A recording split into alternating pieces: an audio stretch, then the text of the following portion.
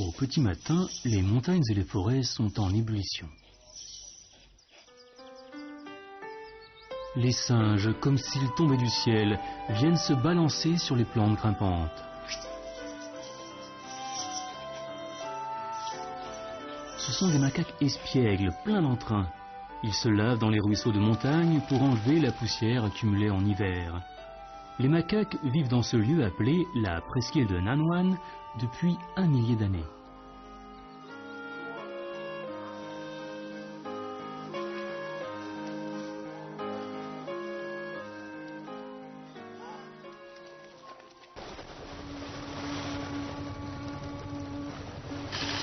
Chaque matin, Zhang Yatio, un danmin de Nanwan, part en bateau pour acheter à la poissonnerie de la nourriture pour ses poissons.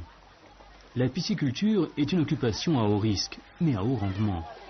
Les dépenses destinées à la nourriture des poissons représentent une part importante du budget destiné à la pisciculture. Au marché aux poissons du bord de mer, on vend toutes sortes de pâtures à base d'alevins, de crevettes et de crabes et destinées aux poissons.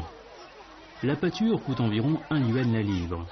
Sur l'étalage, Zhang Yatio reste souvent un bon moment à choisir la pâture. Si le prix est abordable, il en achètera plus. Chaque jour, il a besoin de 500 kilos de pâture.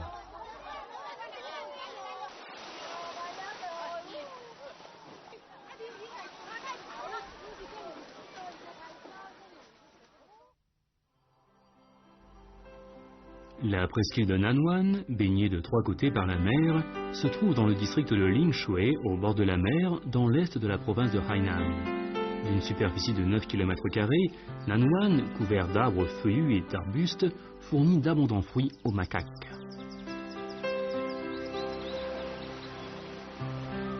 L'habitat des macaques se situe au pied de la montagne, près de laquelle une baie naturelle s'étend sur 24 km². Ici, les habitants peuvent se mettre à l'abri des tempêtes. Et ici aussi, les champs fertiles donnent des récoltes abondantes.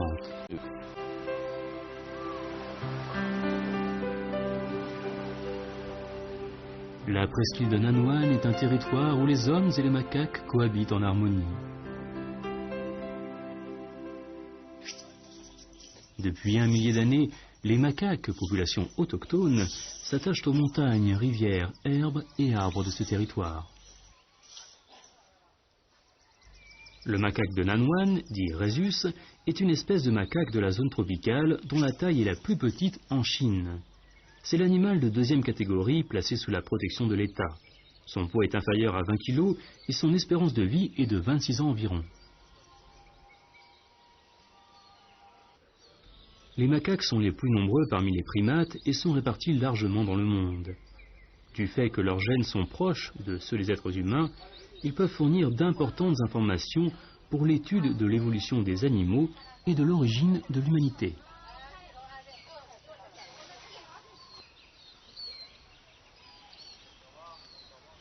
La presqu'île de Nanwan est une réserve naturelle de la zone tropicale abritant 2000 macaques.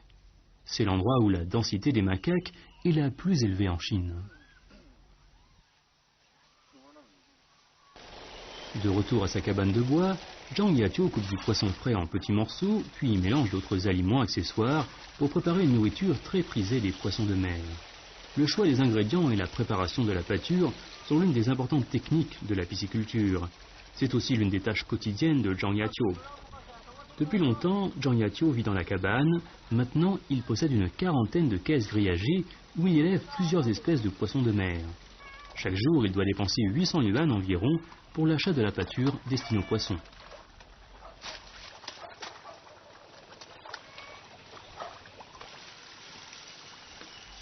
Dans la cabane du pêcheur, le nettoyage est un travail quotidien nécessaire qui est confié en général aux femmes. Les femmes tanmin, travailleuses et aptes à supporter les difficultés, se chargent de faire le ménage.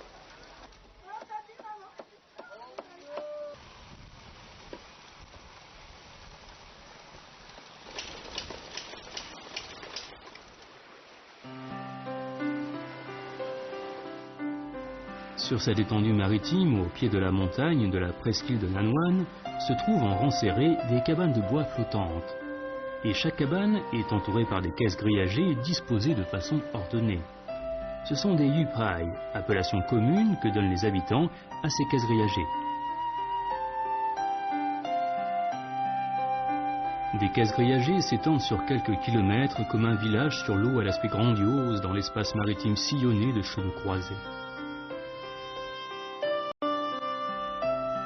Dans les cabanes vivent les Tanmin, habitant sur l'eau, un groupe de gens particuliers en Chine.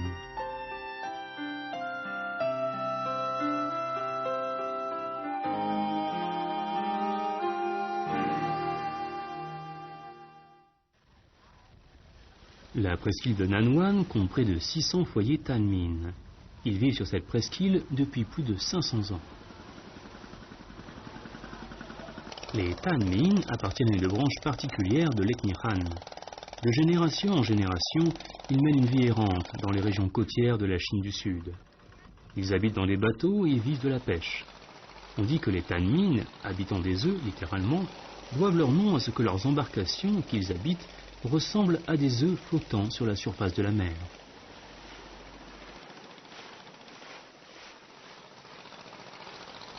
À l'intérieur de la baie, l'eau est calme. C'est le lieu offert en cadeau par le ciel qui constitue un habitat idéal pour les Tanmin.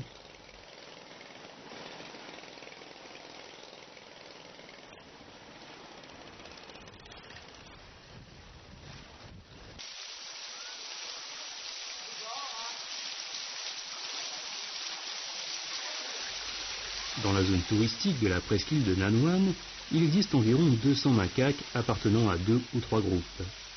Pour attirer les macaques, un parc d'attractions a été spécialement créé. Ainsi, dans la journée, ils jouent et mangent les aliments préparés pour eux.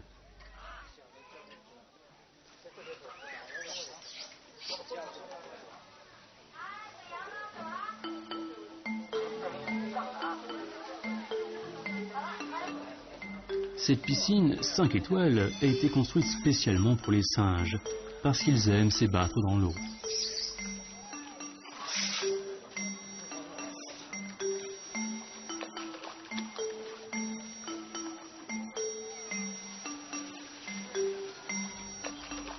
Parmi les macaques de Nanwan, le plus puissant groupe a la capacité de s'emparer par la force de ces installations de loisirs.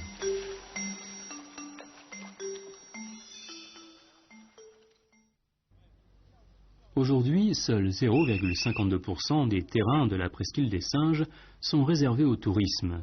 Ceci pour maintenir l'écosystème de cette région en bon état. Actuellement, l'écotourisme de la zone des primates attire l'attention du monde entier.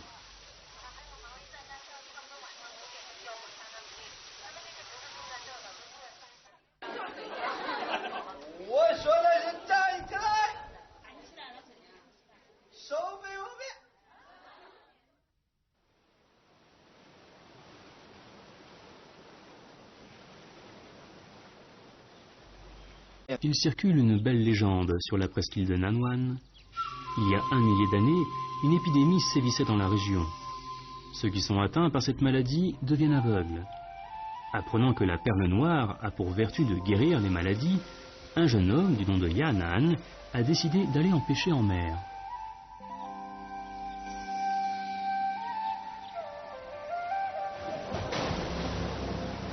Les flots se sont déchaînés sur Yan'an et l'ont emporté. À ce moment critique, un groupe de singes est passé par là et l'a sauvé. Après avoir écouté l'histoire racontée par Yan'an, très ému, on l'a aidé à pêcher de nombreuses perles noires, et les malades qui ont avalé ces perles noires ont recouvré la vue.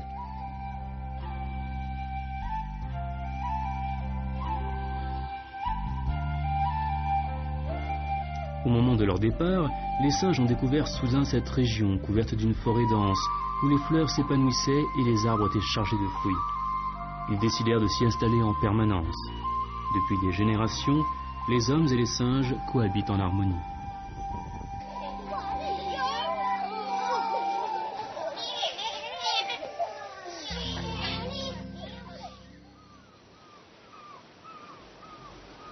Ce pavillon sur pilotis de pierre est le centre d'ostréiculture perlière. La presqu'île de Nanwan est l'une des régions ostréicoles perlières importantes de Hainan. Ce lieu a été aménagé pour l'élevage des huîtres perlières de mât. Tous les 2 ou 3 mois, les ouvriers pêchent les huîtres perlières et les nettoient, ceci pour favoriser leur croissance. Ce travail de nettoyage ne peut être effectué que manuellement.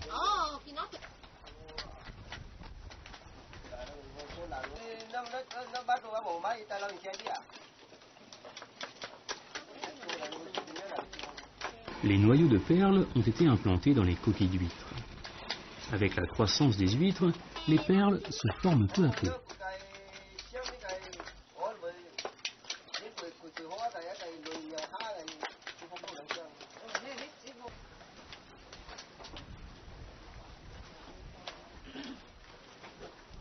Après avoir nettoyé les huîtres perlières, on les met dans des cages immergées dans la mer.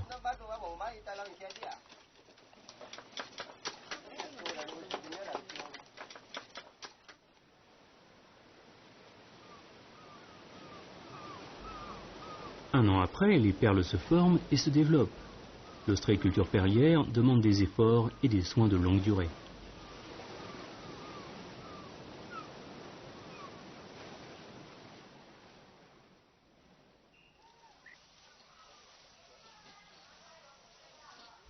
Comme les humains, les macaques observent également des règles et une discipline stricte.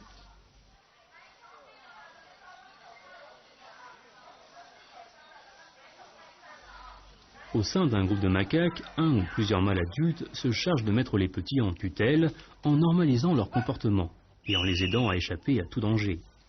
Ce phénomène est appelé par les zoologues les petits placés sous la tutelle des mâles. C'est une particularité sociale des primates.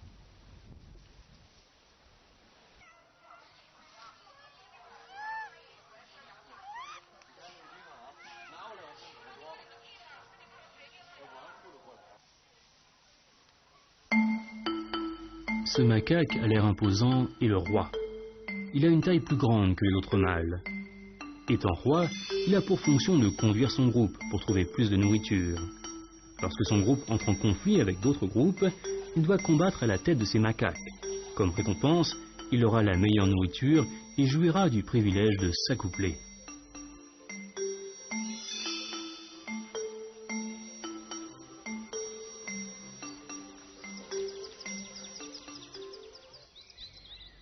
Dans le groupe de singes, seul le roi peut dresser sa queue.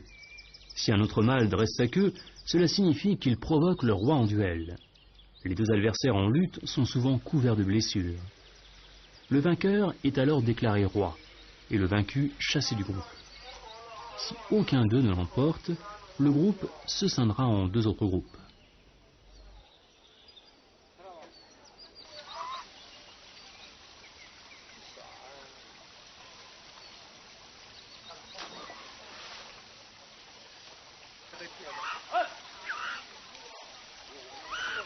En novembre de chaque année, les femelles macaques de Nanyuan sont en chaleur. Le roi des macaques sélectionne un guenon adulte selon l'odeur de son corps pour s'accoupler.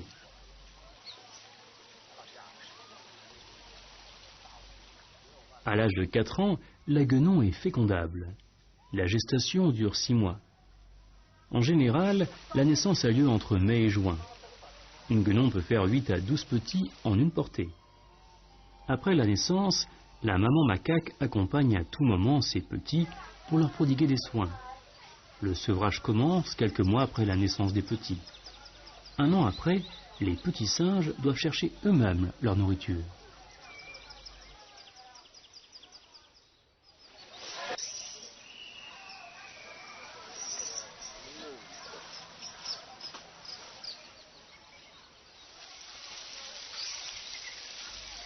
À l'âge de 5 ou 6 ans, les macaques mâles deviennent adultes.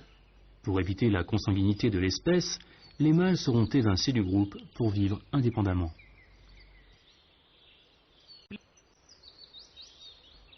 Seuls quelques singes mâles qui sont très fidèles au roi peuvent rester au sein du groupe.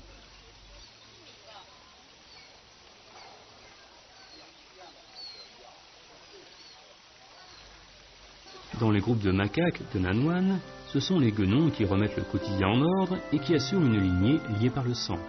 Chaque groupe est constitué selon le sang des femelles.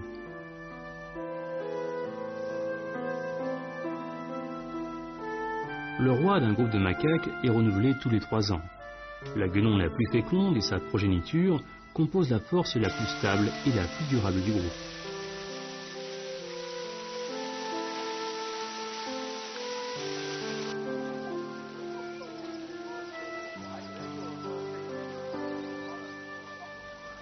Les macaques vivent en groupe.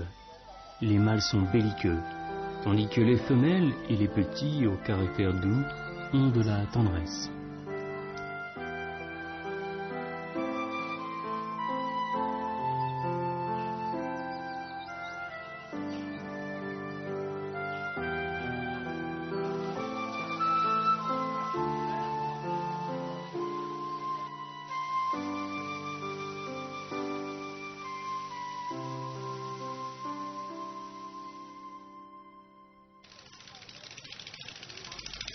Les enfants de moins de 3 ans des Dan Min, vivant sur l'eau, portent sur eux un croc.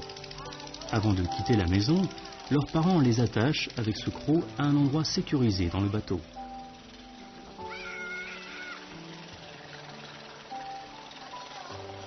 Aux yeux des enfants de 5 à 6 ans, la nappe d'eau est un parc d'attractions et la natation un don. Peut-être que l'art de pêcher des Dan Min est transmis par les gènes et qu'il a pu se perpétuer de génération en génération.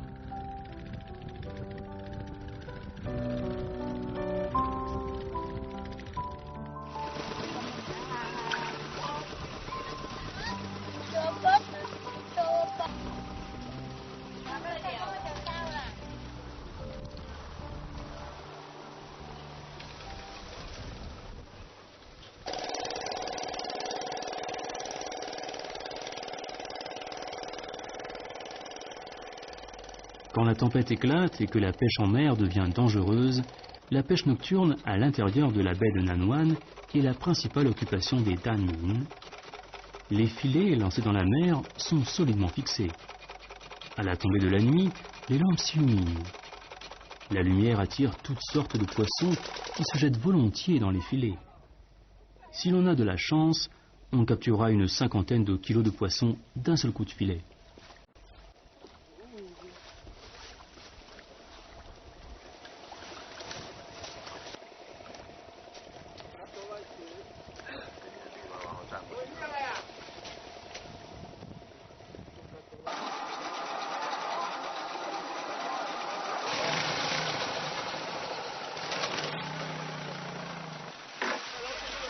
Les poissons, une fois mis dans les cales du bateau, sont transportés sans tarder au quai où les acheteurs attendent l'arrivée des bateaux de pêche.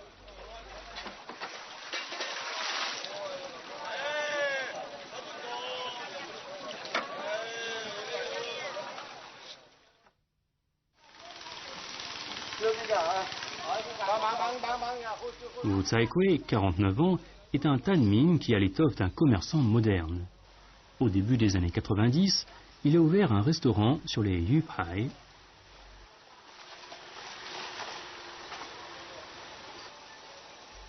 Aujourd'hui, son restaurant, le plus grand des Yupai de Nanwan, peut accueillir 500 clients.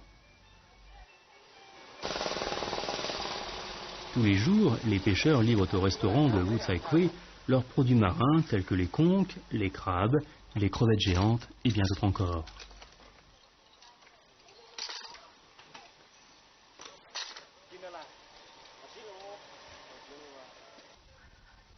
Ce genre de crevettes géantes coûte plus de 100 yuan la livre.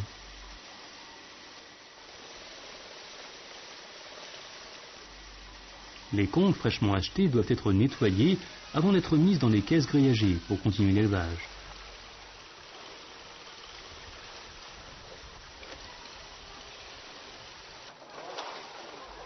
Le matin, Wu Tsaikwe est occupé à nourrir les poissons de crevettes et d'alevins qui sont leur nourriture préférée.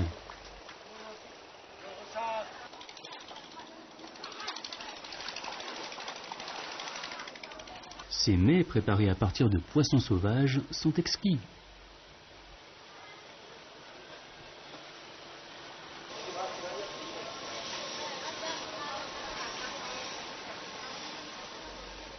Si aujourd'hui Wu Tsaikwe ne travaille plus manuellement, il ne vit pas pour autant dans l'oisiveté.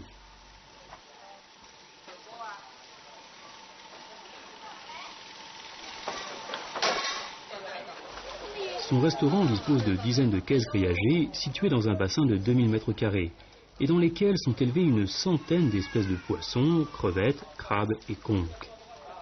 Vers midi, les clients viennent dans le restaurant alors que Wu Tsai-kwe et ses employés commencent à s'affairer autour d'eux. Voir des macaques et manger dans le restaurant sur les Yupai devient un programme important du séjour sur la presqu'île de Nanwan.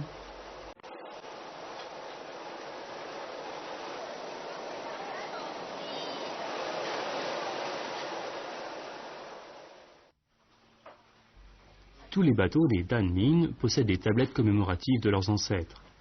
Depuis longtemps, les Danmin ont lutté opiniâtrement contre les tempêtes. Les moyens d'existence particuliers leur ont permis de créer des conditions de vie intégrant leur nourriture, leur logement et leurs croyances.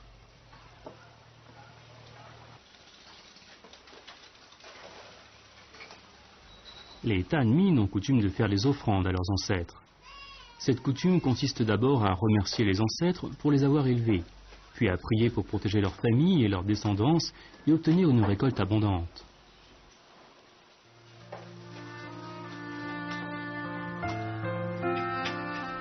Les Danmin ont l'habitude de boire de l'eau sucrée.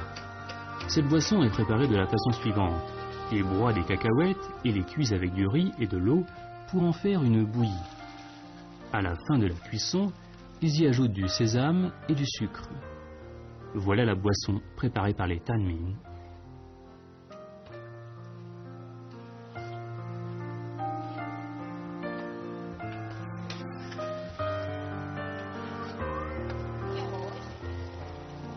Les Danmin travaillent tous les jours au contact de l'eau salée de la mer. C'est pourquoi ils aiment boire une boisson sucrée. Souvent, quand ils se reposent l'après-midi, ils s'assoient autour d'une table pour boire de l'eau sucrée tout en bavardant.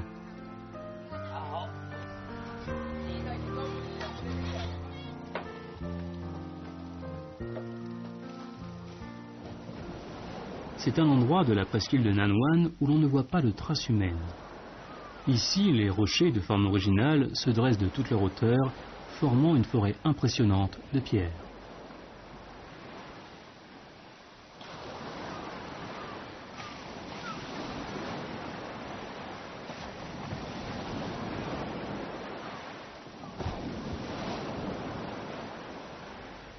Un groupe de singes qui a fui les hommes franchit souvent les montagnes pour chercher ici de la nourriture et pour jouer.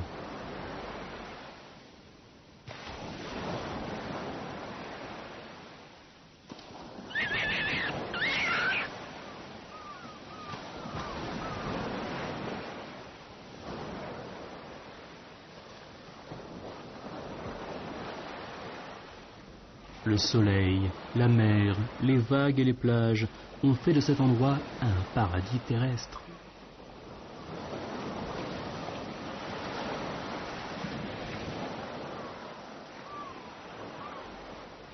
La presqu'île, active toute la journée, se calme peu à peu au coucher du soleil.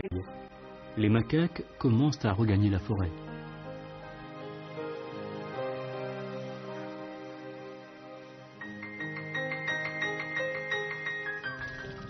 Les bateaux de pêche des Danmin reviennent à leur baie calme.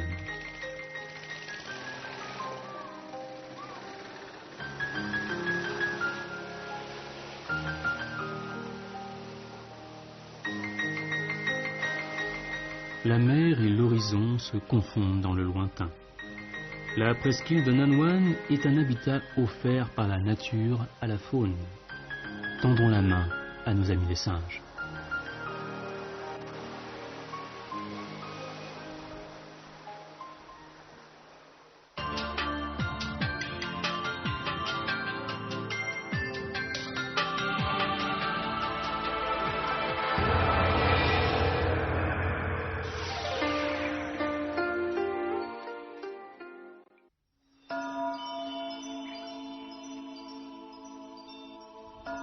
Selon les annales de Wu Taishan, en 769, sous le règne de Taizong de la dynastie des Tang, le maître Wukong Tripitaka a proposé à l'empereur que Manjusri soit classée la première parmi les autres bodhisattvas tels que Samantabhadra, Avalokitesvara et le bodhisattva tibétain.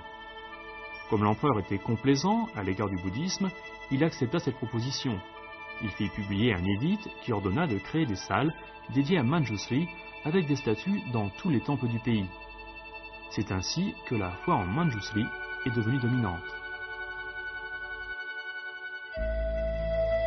Le bouddhisme a établi que Wutai-shan est le principal site pour les rites du Bodhisattva Manjusri.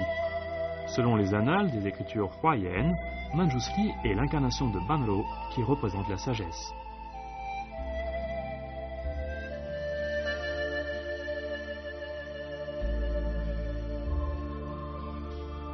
Construit sous la dynastie des Trang, le temple de la lumière du Bouddha est l'un des plus vieux temples de Wutai-shan. La statue de Manjusri, dans la salle de l'est du temple, a été coulée en 856. Elle est assise sur un animal, Swan-ni. Selon la légende, Swan-ni est un animal de bon augure. Au moment où la statue de Manjusri fut coulée, elle ne se différenciait pas des autres statues de l'époque des Trang.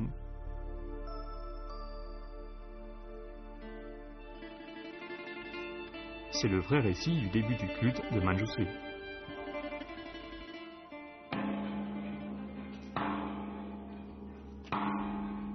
Construit en 1486, le temple de la statue Manjusri est un exemple du style dominant d'architecture de la dynastie des Ming. La statue au milieu de la salle est à l'origine de la diffusion du culte de Manjusri. Sa figure a fait l'objet de changements. Elle est devenue plus impressionnante et digne, tout en ayant une attitude plus amicale. C'est la plus grande statue de Manjusri à Wutai-shan. Elle mesure 9 mètres de haut et porte une inscription de la main de l'empereur sur un panneau horizontal. La statue de bon augure de par sa nature. Il y a 5 statues de Manjusri dans le temple Talwo de Wutai-shan. Leurs images viennent des 5 sommets: le Manjusri intelligent, le Manjusri sage, le Manjusri lion, le Manjusri parfait et le Manjusri vierge. Lorsqu'on rassemble ces attributs, on se rend compte de ce que recherchent les gens en Manjusri: l'intelligence, la sagesse et la force.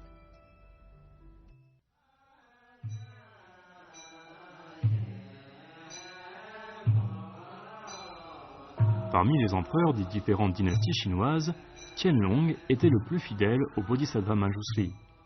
Il a calligraphié sur une stèle offerte au principal temple du Bodhisattva ceci: Manchu en tibétain désigne la Mandchourie. Je suis donc le grand empereur de Mandchourie. Le titre Julan confirme le titre de notre dynastie. Un bonheur sans limite et éternel est lié à ce titre.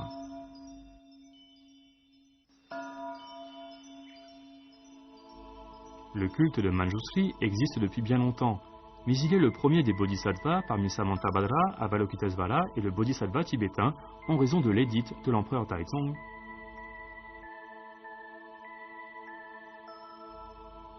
Les sites des services rituels des 4 bodhisattvas sont devenus les 4 célèbres montagnes du bouddhisme chinois. Wutai-shan était le premier simplement parce que l'empereur avait décidé de mettre en première place le bodhisattva Manjusri.